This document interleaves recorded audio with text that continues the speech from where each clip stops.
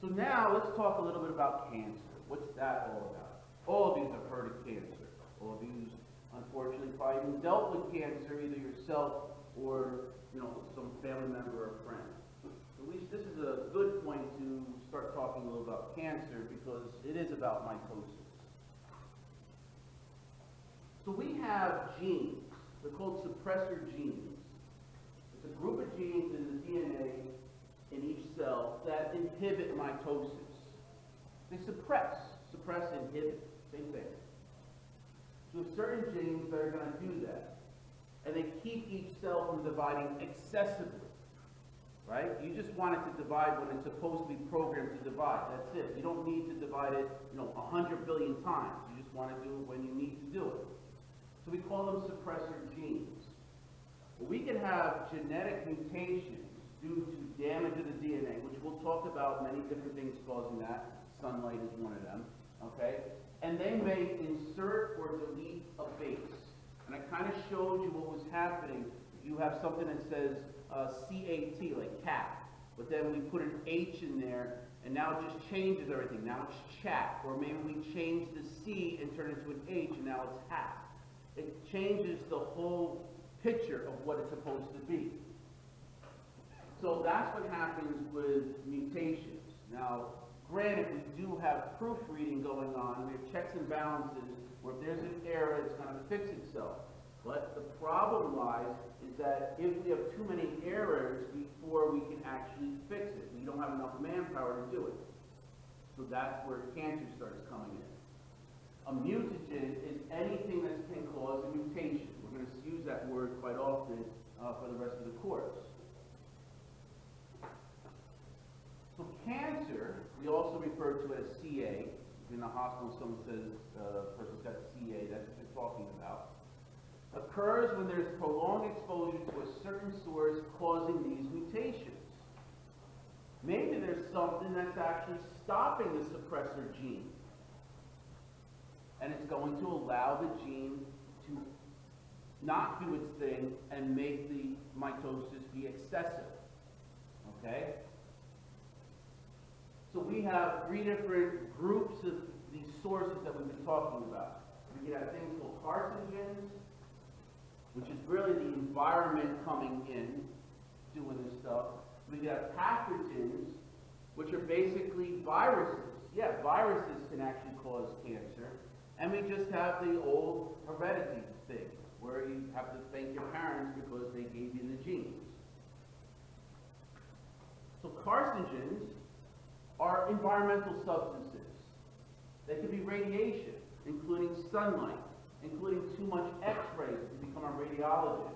That's why you have lead aprons, so you don't get exposed to all that, exposed to all the different rays. Nuclear weapons, if you're going to go to the Army or Navy or whichever, okay, this can cause that. The carcinogens also will include chemicals, insecticides, and dyes. That's what we're concerned about in terms of, they're spraying certain things on foods and people saying, oh, I'm getting cancer because of that. Well, there's got to be a study showing that. I doubt very much that they're just going to say, well, we're going to definitely use a carcinogen and you're going to get it from that. So sometimes in studies it takes like 10 to 20 years to actually come up with this idea. All right? Certain dyes, working in factories. You might be exposed to a lot of dyes for like 20 years working in the factories, and now lo and behold, you get urinary bladder cancer or something. Fumes, industrial pollution, sure, that's one of our biggest concerns. Radon, cigarette and tar and smoke. We all know that cigarettes cause cancer. It's a carcinogen. Okay? Foreign particles, asbestos. This surprised me. Watch this. How many people know what asbestos is? I was surprised about that when I talked about it. I thought everybody knew asbestos. Let me explain to you what asbestos is. Okay? You hear about it, right? Who here has heard of asbestos but don't know what it is? Yeah. Okay? Asbestos is a chemical they used to put in the walls of houses. Because what's neat about asbestos is it doesn't catch on fire. Well, back in the early 1900s, even 1920s, 1930s, they built houses with this asbestos. They put it in this plaster, I've done home remodeling with my father, and I've seen the asbestos, but it's in the plaster, so they put it on the house. So now if the house catches on fire, it won't, because the asbestos is not going to catch on fire. It's a wonderful thing. So, well, now it's not so, but at that point it was wonderful. So they started building a lot of houses. After about 20 or 30 years, people were starting to get certain kinds of cancer. Cancer called mesothelioma.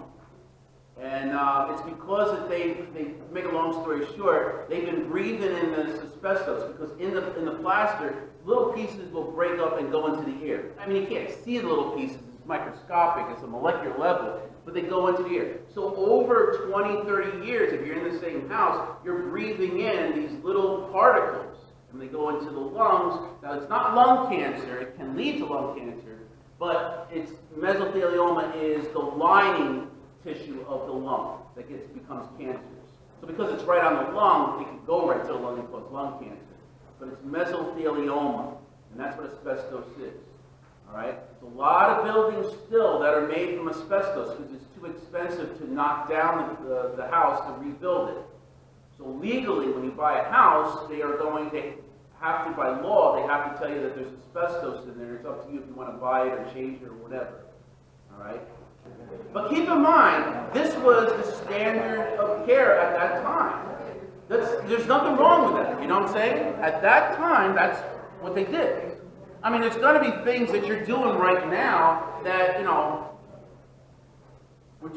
here's a good example, and I'm not saying do this or don't do this, we just don't know. But let's face it, cigarette smoking was fine 50, 60 years ago.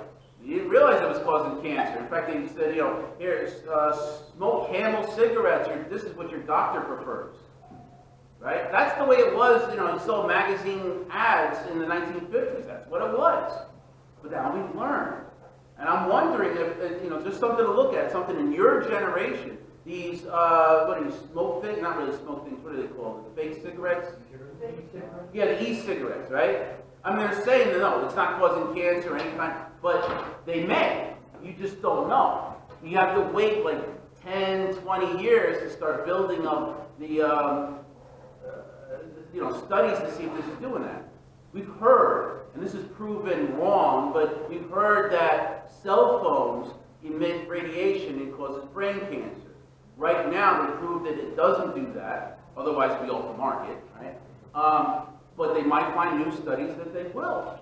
So, and then there's other ways to talk to someone. You know, maybe 100 years from now we use telepathy or something. I don't know. But that's what I'm saying. At the time, like right now, at the time, e-cigarettes are fine.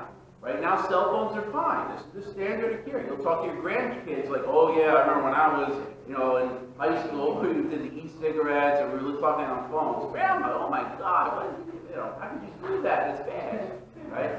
But that's what happens, all right? So that's what asbestos is. Does that make sense?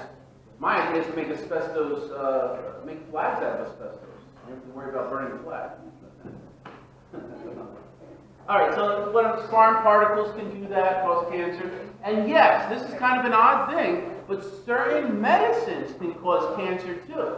So that's why doctors, it's very important to make sure that we give the right dosage, that it's going to just affect the cancer that's in you, that it doesn't, that medication doesn't go elsewhere and then cause cancer. So it has to be precise. Certain hormone medications, if you're on estrogen for whatever reason, high doses of estrogen can cause breast cancer, in certain breast cancers.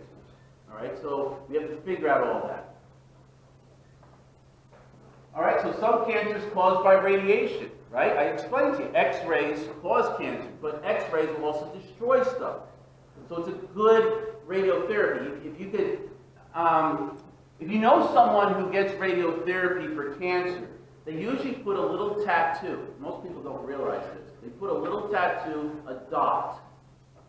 If they got, let's say, thyroid cancer, which is a gland in the throat, they'll put a little tattoo there, just a dot. You really can't see it, but they'll know it. They'll put a little tattoo. There's a little dot. That makes sure that when they go back, and you might have to go like 10 or 20 times to go for this radiotherapy, they got to make sure that that radiation goes on the same spot every time. So they'll put a little tattoo there. All right? They're not putting, like, a sun or anything. They're just putting a little dot there just to help make sure you're getting that. So certain chemotherapy agents, some radiation will actually cause cancer. So it's important that we get the right dosage. The right amount of X-rays is a dosage. Okay?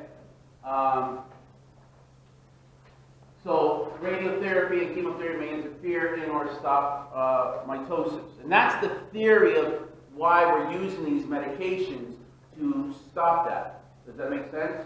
We're going to be using them to stop the excessive mitosis. All right? That's why what we're doing is, if you know people who are on chemotherapy or radiotherapy, they lose their hair, or they vomit a lot. Because skin cells, which is part of your hair, well, they have a high turnover rate. Well, we're going to be stopping, if you're going to be getting certain radiation and chemotherapy, the ones that they're going to stop first are the ones that have a high turnover, a high rate of mitosis. Well, your skin, in hours, in a few hours, you get new skin cells. They're always making new ones. That's what dandruff is, when you have excessive amount. That's not cancer, but I'm just saying, but that's, your body's producing a lot more, it's splitting faster than usual. Not at the rate of cancer, but that's what dandruff is. Okay? And what's happening with the lining of your intestines, the lining of your stomach, it starts eating away, that radiation starts, or chemotherapy, starts eating away at the lining of the stomach. Well, now that raw area is going to cause you to become nauseous, and you vomit a lot. So that's what's happening with that, okay? So they're making new medications to dampen some of those side effects of vomiting or hair loss, so that we can just focus on the killing of the cancer part. But sometimes it's difficult to find those things. That's why drug companies are coming up with new drugs all the time, okay? So that's what's happening. Now, those are carcinogens, but we also have pathogens. And pathogens are basically viruses. Not bacteria, but viruses, which are not alive, they're not live things. They can't reproduce by themselves, but there is RNA or DNA inside of them.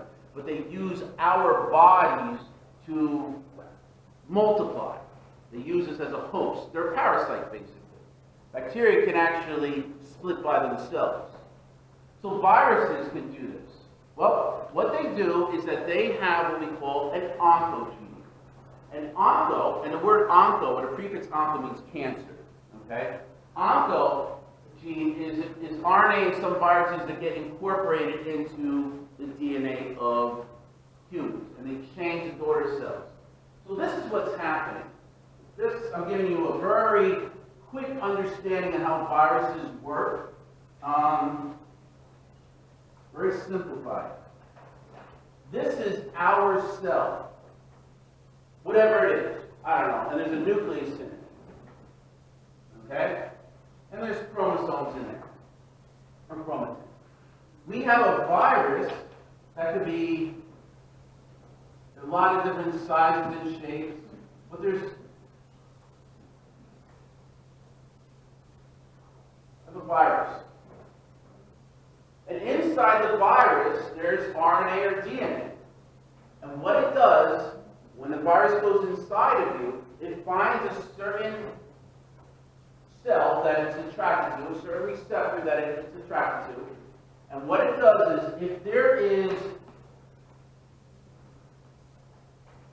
DNA in here, this virus is able to shoot its RNA or DNA and incorporate it, so it kind of goes into the cell, goes into the nucleus, and puts a piece of it in the host DNA. This piece that they put it in is called an oncogene. Now, this cell doesn't realize that it did that. It's kind of like, if I'm going to make 100 copies of your exams, and I put the original exam over here because I have to do something before I used to make Xerox copies of it. But one of you guys put in a picture of Mickey Mouse in there, just to make a joke. All right? Now, I didn't see you do that. All right, then I come back over here, take the packet, and I'm going to make copies of it. Now, every copy is going to have Mickey Mouse in it. Does that make sense? That's basically what viruses do. They don't realize that there was some kind of corporation there. But in this case, the oncogene is going to program this cell to make more cells, to make more cells, more cells, more cells excessively, and cause cancer. All right? That's basically how oncogenes and viruses work. Clear with that? All right? Now, there's certain, not all viruses cause cancer, some of them do. HPV is the one that's getting a lot of advertisement. HPV, human papillomavirus. That's the one we're seeing all over the news and the advertisements. But the thing is, us doctors knew about this 30 years ago, 40 years ago. We knew about this. And this is why women get pap smears. Just check to see if there's a human papillomavirus that caused whether a precancerous thing or a wart that's actually happening on the cervix, which is the opening to the womb. It's important, women, girls get pap smears every year. HPV is a sexually transmitted disease, a virus. It's the most common sexually transmitted disease. But once you have it, here's a little clue for you guys. Once you have a virus, you can't get rid of viruses. Herpes is the virus. It's the gift that keeps on giving. All right? I don't want to make light of it, but viruses you can't get rid of. Your body stays, stays in there. If you've had, let's say, chickenpox before, and then you get shingles when you're 70 years old, that's still the same virus. It's just you've got a good immune system that is able to fight against it through all those decades until you get older, in your 60s and 70s, your immune system kind of goes down. Or if you have HIV, your immune system goes down. If you're on steroids, your immune system goes down. Again, I'm going off topic here, but I'm trying to introduce you to what viruses are all about. HIV, yes, that also causes cancer. Certain cancer of the blood vessels. We call it Carcinogens sarcoma. Have you ever seen the movie with Denzel Washington and Tom Hanks called Philadelphia? About 20 years ago, 15, 20 years ago. I think they got awards and stuff. But if you saw the movie, he has HIV, Tom Hanks, and he starts having these marks, these rashes that start building up, but they come and they go. And that's basically what Carcinogens sarcoma is. They come and go. It's these blood vessels, they become cancerous, and then your body fights against it, but then someplace else, they grow someplace else, and your body tries to fight against it. So you get these cancer cells in the blood vessels. Mm-hmm.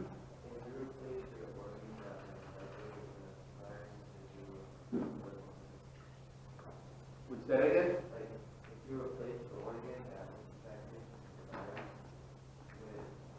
it's difficult because it's in your bloodstream. He's asking if, let's say, the virus, well here, like this one, hepatitis B virus causes cancer of the liver. Can you remove the liver? You're going to have to remove the liver if you want to have the person live, because that cancer is going all over the liver. It's not going to be good. So if you remove the liver and put a new one there, but you're still exposed to the HBV, which is hepatitis B virus. So it's still in your bloodstream. There's some free-floating viruses that are still throughout your bloodstream, but there's a whole lot of them on the liver. So if you remove the liver, that doesn't mean you're cancer-free. You're in what we call remission.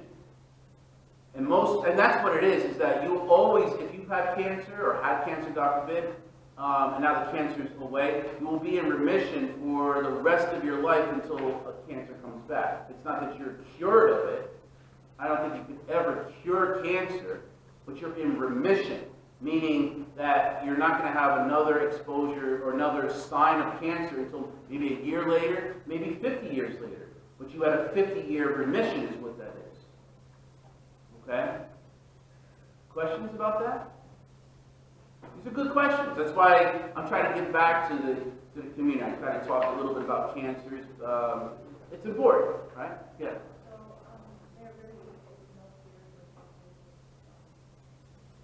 No, there's treatments.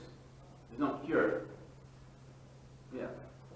You know, there's certain treatments that'll cut down the breast cancer and being able to make that remission phase longer than usual. But there's really no way you can cure cancer. No, it's programmed. Now these are just, I'm mentioning just the viruses over here, but it's programmed in the body. Mm-hmm. Got a question over here? No? Okay. All right, and then heredity, right? So if your father has colon cancer, which is large intestines, and your mother has large intestine cancer, then you could probably guess you're at risk of getting it. Whether you have the gene or not, there's a good chance that you have the gene. So you need to, so if you have, your mother and your father have colon cancer, you probably want to get yourself checked more often and early on before, like say 40 years old, just to make sure, right? So that's heredity, all right? And this is just putting it all together on one slide.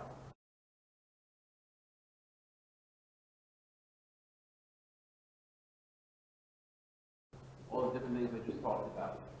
So let's talk about benign and malignant. Okay? Words you've heard about. A neoplasm is a tumor. It's uncontrolled mitosis. And it could be benign or malignant, which is uncontrolled mitosis. A benign tumor does not spread. That's the big difference between the two. It does not spread. It has a capsule around it. If, God forbid, you have a tumor, you want it to be benign. You don't want it to be malignant. Now, that does not mean that benign does not cause any problems. It can, all right? Its mitosis producing mostly normal cells. But the thing is, if you have a tumor of your esophagus that's benign, it could be pressing bigger and bigger and bigger, and it could press against your trachea, your windpipe, and now you can't breathe. Now, it didn't spread, but it's having this, it's occupying space that you normally would need. Does that make sense? Okay? So not all benign tumors are nothing to worry about. They can. If they get big enough, they'll be pressing on things. All right? But they won't spread to another organ, though. Malignant does spread, and they produce what we call atypical cells. Instead of making, let's say, square cells, they're making like star cells. Cells that don't make any sense of what they are. And these too can also compress, depending on how big they are. These too can compress on organs. When we use the word cancer, we're really referring to the malignant form, not the benign form. So if someone has cancer, we're assuming that they're talking about the malignant form. Okay? Questions about that? All right? So this is just showing you a tumor. If it's a lung tumor, if it's benign, you can press against, here's your trachea over here where the air is coming through, and then you got two bronchioles going to the two lungs. This green little dot here is pressing, it's a tumor, and it's pressing against there, so you're not going to be able to get all that oxygen in there.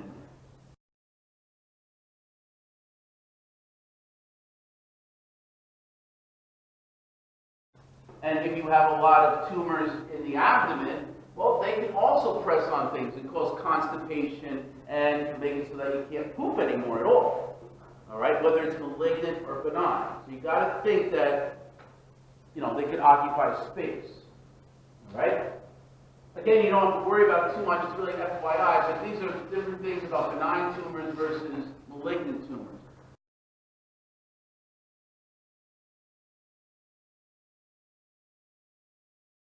One of the other things I want to show you is that this is a benign tumor. There's cells in here that were excessively grown, multiplying, mitosis. But there's a capsule that goes around it. That capsule is what's making it not spread to other organs.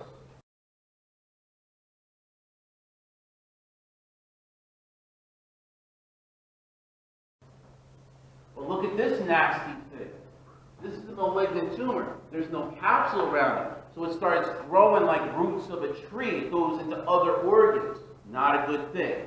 Or it can break off and go into your bloodstream. And if you have cancer, let's say, of your lungs, it could break off and now can go into the bloodstream and go to where your bones are and set camp over there. And now you got spread to another organ. This is a benign tumor. See the nice capsule around it.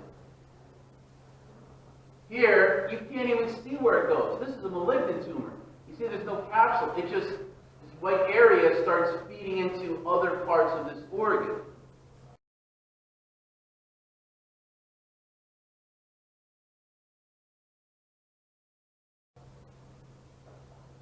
Okay? So as I said before, most cancers are preventable. Most. But you got to be in tune with things. All right? Know your family history. It's difficult if you're adopted. That's why it's important to know, biological parents, to get some idea of what that is. Maybe not meet them, maybe the parents didn't want you to meet them and stuff, but it's still important to know what kind of diseases they have. Know your own body. Learn about self-examination techniques, right? There's breast exams that you have to do on yourself, and guys have to do the testicular exams. You yourself know your own breasts. You yourself know your own testicles. All right? It's okay. Do it in the shower. See if there's any bumps that wasn't there before. You do it once a month. You learn about yourself. Okay? Get regular medical screenings. The screenings will do that. All right? It's kind of early to be doing cancer at your age if you're talking about high schoolish. But later on, 20s and 30s, yeah. All right, when you get to 40s, you get the good old colonoscopy, where they put a tube up the back there and look around and they push it all the way there and try to take that out of the room, all right? Yeah, you're all right. That comes out, right? But they have to check to see if there's any possible polyps, which are early signs of cancer in there. Okay? Avoid direct sunlight, right? We've heard about that. And that includes even those suntan, whatever, those tanning salons and stuff. Yeah, there's radiation going in there. So try and stay away from there as possible. I know everybody wants dark skin and stuff, but it can also get you the cancer, so we got to be careful with that. All right? Watch the diet and weight. There's certain cancers, certain foods that will actually cause cancer. All right? Weight. Keep an eye on the weight. All right? There is a link to obesity and colon cancer too. All right? Obviously, don't smoke. We know about that. And drink alcohol. Not for you guys. Okay? But drink alcohol at moderate, because there's certain cancers that will be caused by that. So it's just a common. If you know these kinds of things on here, you do these things, you know your body. Cancers are pretty easy to prevent if you do these things on it. All right. Sure. And know your body. I'm getting tired more often than I shouldn't be. I mean, I'm not in college at this point, or I'm just I get enough sleep. Why am I getting tired all the time? So they go see the doctor, and you might have cells in your white blood cells that are leukemic. You might have leukemia. So it's being able to. And I don't want everyone. I know this course is making people tired. I don't want people to think, oh, I got cancer. But what I'm saying is, you know your own body. If you're not in school or whatever, there's no reason why you're getting tired all of a sudden. There's something going on. It probably is not cancer. It might be something else going on. Maybe you're on your menstrual cycle and you're bleeding more than usual. That means more blood is coming out. So that could be a reason why you're getting tired. There's a lot of reasons. But if you get yourself checked out and you talk to the doctor and you say, what's going on? Why am I feeling this way? They'll do certain tests. It's when we have people who don't see the doctor for 10, 15 years, and all of a sudden, why do I have cancer? Well, that's the reason. Okay? Oh, and just stay informed, right? Watching TV and the advertisements. I mean, that's how we're trying to spread the word about, the HPV. Things like that. New things, whether it's batteries coming from the emitting radiation in people's ears and they're causing brain cancer. I mean, that was a flop, but that's what's going on. All right? Questions on that? Now, this is the stuff that I added over here. Again, it's mostly for your FYI. Except for the first two slides, which are not too bad. Statistics. There's two organizations you absolutely 125% need to know about. Okay? You hear about this, but probably no one ever gave you an official, what are they? So we have something called, and they never call it WHO, all right? Even the WHO, you usually call it the World Health Organization. Who here has heard of this? Okay, majority, okay? The World Health Organization is an organization of about 193 countries or regions. And what they are is that it's kind of direct and coordinate the authority for health within the United Nations system. What they're doing is they're going to, it's this membership of the whole world of seeing what's going on, right? It collects data worldwide for epidemic and endemic disease and prevention. What's the number one infection worldwide that people are dying from? Yeah, what's it? Malaria. Yeah, good. Malaria. We don't hear much of it up here. We don't have those insects or those mosquitoes. That's a different mosquito. There's a lot of different species of mosquitoes.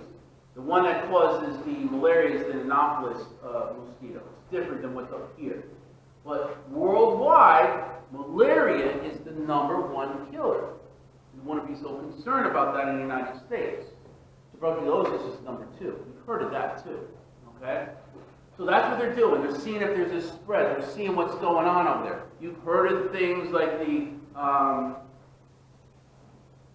Zika virus, right? The Zika virus in pregnant women, that's the most recent one.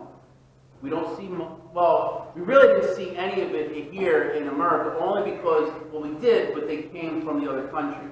It's just a coincidence that my buddy actually delivered the first baby back in New Jersey of a baby with Zika virus.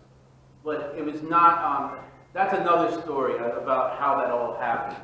But anyway, so they collect data worldwide and they see if there's any kind of spread. They see what people are doing, let's say the equator area or England or whichever.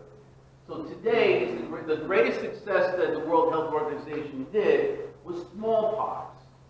Smallpox was killing, I mean, we're talking about epidemics worldwide. But in 1980, it actually eradicated smallpox. And we don't see smallpox anymore. It's done by a virus. All right? We just don't see it. So, World Health Organization is one of the world's foremost respected epidemiological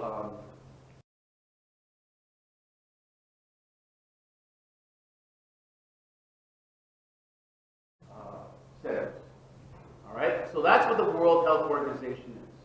The other one that you should know is something called CDC. Who here has heard of CDC? Yeah, okay? CDC is important for you to know. It stands for the Centers of Disease and Control and Prevention. Okay? Now, this is an organization that the government of the United States put together. There is no CDC of Canada or England. They probably call it something else, but it's whatever they want to do. World Health Organization is for the whole world. The CDC is an organization of the United States. Okay?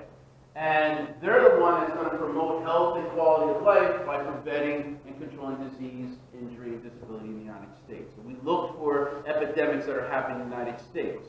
Do they talk to people in the World Health Organization? Absolutely. The CDC gives them data about what's going on in the United States. Okay? So it consolidates disease control data, health promotion, and public health programs. And today, this is America's foremost center for epidemics.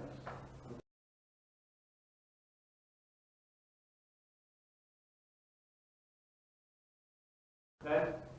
So the rule of thumb that I want you to know here is that any article, okay, that's published by either the World Health Organization or the CDC holds major validity to whatever that disease is. I don't care what the president says about the disease. I don't care about what the teacher says about the disease. You can put it in the back of your head and just keep it there. But when the CDC and World Health Organization say that we've had the studies for this, you better listen to them. Those are the important ones that we really listen to. Okay? Questions about that? All right. So, the leading causes of death in America. I'm not going to ask you about memorizing these, all right?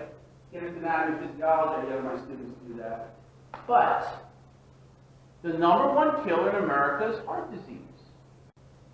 What's the number one killer in women, though? No, heart disease. See? A little trick there. You think breast cancer, no. Heart disease is the number one killer for men and women. Okay? Cancer is the number two killer. Alright? But just take a look at some of these in here.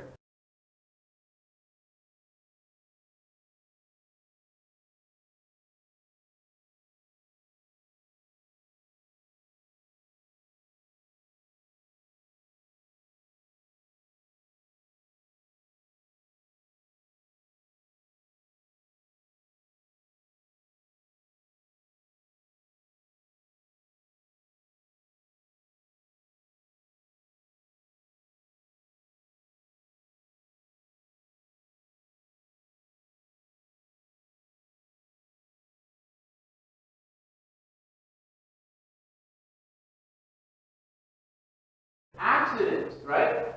Includes drug overdose, unintentional injuries, motor vehicle accidents,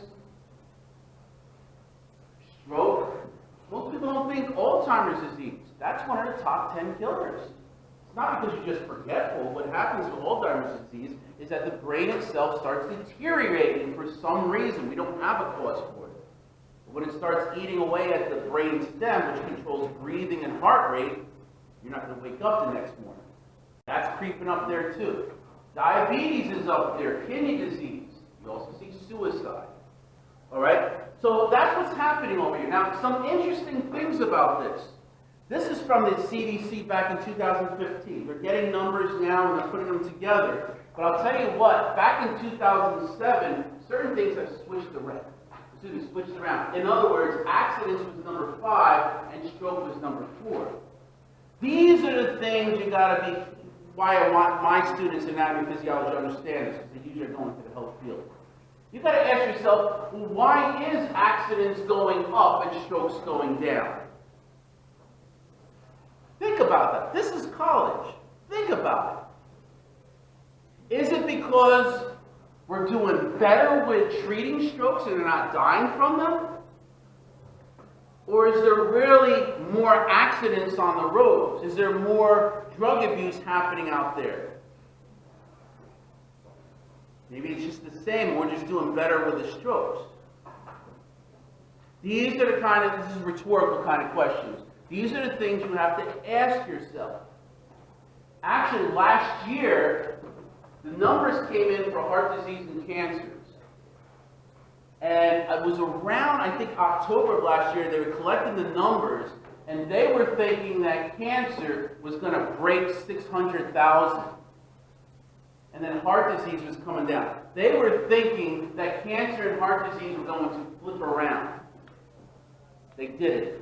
Well, watch it this year. It may flip around. And again, is it because we're getting better at treating heart disease? Or are we getting worse in preventing cancers? Are people just not going to see their doctors for preventative care to get that colonoscopy? So these are rhetorical things. This is the stuff that you guys entering college have got to think about. It's a community thing. Let's face it, HIV, the only way to battle it is education. Because once you got it, that's it. The only way to battle it is that you have to tell your friends and family what HIV is, how you can get it, how you can prevent it. Once they got it, that's it. So it's about education. Okay? So this is just showing you, this is from 2013. I saw a graph that looked pretty neat, and you can see where the trends are going from 1950 to 2000, what's happening over here, and where they're crossing over. You can look at this on your own. I'm not going to ask any questions, but it's a very interesting thing.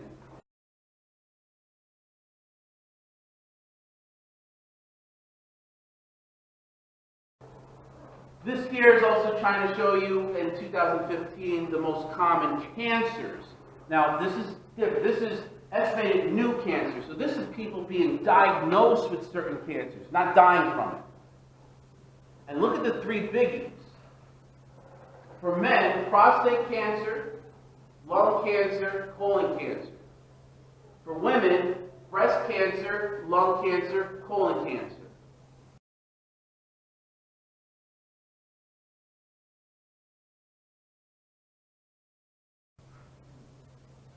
We're catching more breast cancer. We're catching more prostate cancer. These are the new cases. But look at this one. These are what the people are actually dying of in terms of cancer. They're dying of, the number one cancer people are dying of is lung cancer. Not prostate cancer. And in women, it's lung cancer. It's not breast cancer.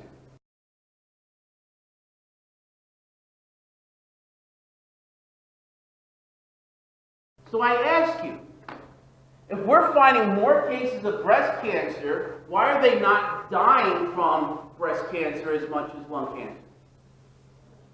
Think about it.